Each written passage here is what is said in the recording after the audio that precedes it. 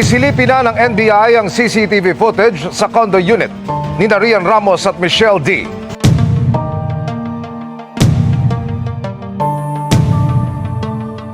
Miss Universe Philippines Michelle D, Kapuso star Rian Ramos at Samantha Pandillo sangkot di umano sa pambubugbog at kidnapping.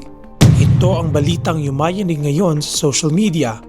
Ayon sa mga ulat, ang driver ni Rian Ramos ay di umano'y kinulong sa isang condo unit, binugbog at pilit na pinapaamin tungkol sa isang nawawalang angpaw na may lamang sensitive photos.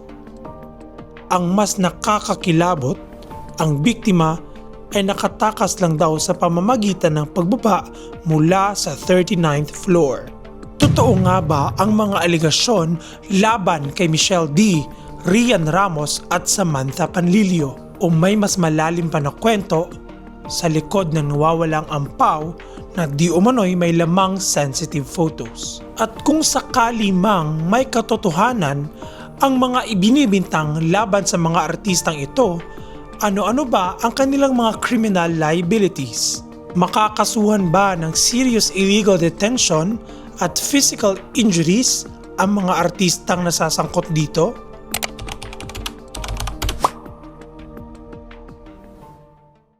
Hi everyone, hello friends. If you're new to my channel, I am Attorney Frank, your lawyer on the go.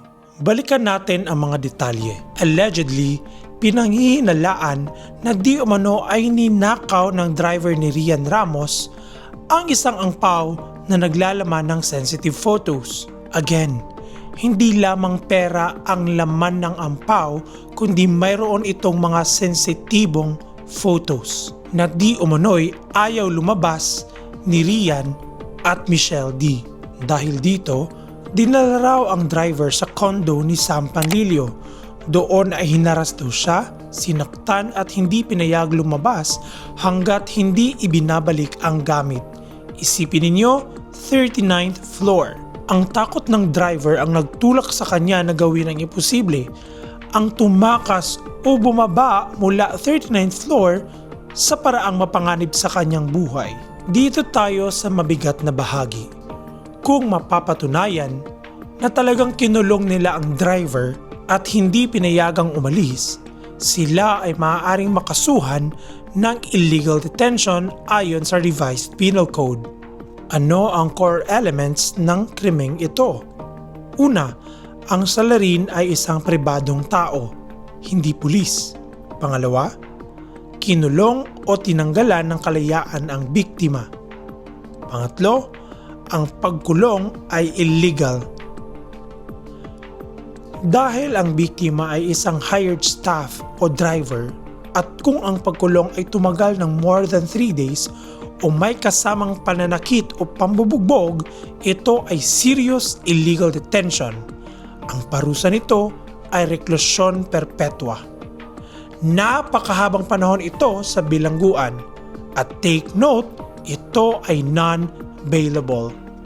Paano naman ang pagbubugbog? Ito ay depende sa tagal ng pagaling ng sugat ng driver. Maaari itong maging slight, less serious, o serious physical injuries. But please take note, kung ang pananakit o ang pambubugbog ay ang siyang itinuturing na serious physical injuries na tinutukoy sa Article 267 of the Revised Penal Code, ito ay ituturing na isang qualifying circumstance ng kidnapping o serious illegal detention at hindi sasampahan ng hiwalay na kasong physical injuries. Ngunit kung ang pambubugbog ay isinagawa sa labas ng detensyon o bumubuo ng isa pang natatanging krimen na hindi kasama sa kidnapping, ang prosecution ay maaaring magsampa ng hiwalay na kaso patungkol dito. Mahalagang punto. Sa batas ay meron tayong tinatawag na absorbed crime. Kapag ang pananakit ay bahagi mismo ng kidnapping upang maging serious, ito ay hindi hiwalay na kaso. Distinct felony. Kung tapos na ang kidnapping o bago pa man ito mangyari ay nanakit na, doon lamang ito pwedeng maging dalawang magkaibang kaso. May mga nagtatanong, Attorney, di ba magnanakaw naman yung driver? Hindi ba nila pwedeng bawiin yung gamit nila? Kung totoo man, mga kaibigan, meron ho tayong tinatawag na due process. Kahit pa po na may ninakaw ang isang tao, wala ho tayong karapatan na bigla na lang siyang bubugbugin o ikukulong mo sa iyong sariling kondo.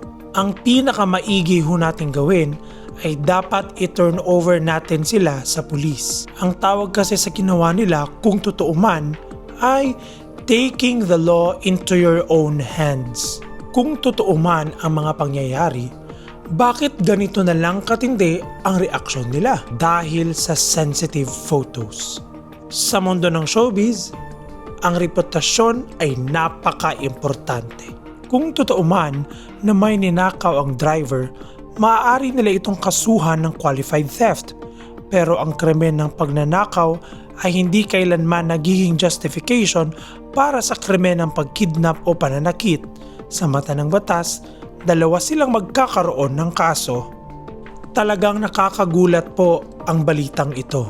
Mula sa rurok ng tagumpay ni Miss Universe Philippines Michelle D at lalong pagsikat ngayon ni Rian Ramos, kung mapapatunayan na may katotohanan ang mga ipinaparatang sa kanila, ay maaari silang mapunta sa bilangguan. Kasama na rin ang isa pang kasangkot dito na si Samantha Panlilio. Again, kung mapapatunayan ang mga aligasyon laban sa kanila. Ngunit tandaan, ang lahat ay itinuturing na inosente hanggat wala pang hatol mula sa korte. Sa lahat ng mga nagsisilabasang posts sa social media, sa lahat ng mga komento at mga samut-saring opinyon mula sa mga tao, ano ba talaga ang katotohanan? Tandaan, dapat ang batas ay walang pinipiling estado sa buhay. Sikat man, mayaman o tinitingala sa entablado, tayong lahat ay sumasailalim sa iisang pamantayan ng katarungan. Ang mga aligasyong serious illegal detention o physical injuries o kung ano paman ay mga seryosong krimen na nangangailangan ng masusing investigasyon at hindi dapat idaan sa trial by publicity. Sa huli, ang integridad ng ating justice system ay nakasalalay sa pagpapatunay ng mga ebidensya sa loob ng korte at hindi sa bigat ng pangalan ng mga nasasangkot. Ang insidenteng ito, base sa mga lumalabas na ulat, ay isang mahalagang pagkakataon upang pag-isipan ang hangganan ng ating mga karapatan. Bagaman mayroong probisyon ang batas para protektahan ang ating ari-arian o privacy, hindi ito dapat kailanman magsilbing lisensya upang isantabi ang due process. Ang paggamit ng dahas o iligal na pagpigil sa kalayaan ng isang tao kung mapapatunayan ay may kaukulang pananagutan. Ang hamon sa ating lahat ay ang manatiling mahinahon at hayaan ang mga otoridad na gumawa ng kanilang mandato upang malaman kung nagkaroon nga ba ng pagmamalabis o kung may sapat na basihan ang mga akusasyon. Bago matapos ang video na ito, nais kong malaman ang inyong pulso. Ito ang tanong ko para sa inyo. Batay sa mga lumalabas na impormasyon at sa inyong pagsusuri, kaninong panig ang may tunay na basihan at pundasyon? Naniniwala po ba kayo sa mga akusasyon ng driver laban sa mga personalidad na ito? O may iba pang istorya sa likod ng kontrobersiyang ito? Muli, I am Attorney Frank at hanggang dito na lang muna. Maraming salamat po sa inyong panonood sa video na ito. Don't forget to click like and subscribe. See you in the next video. God bless you all.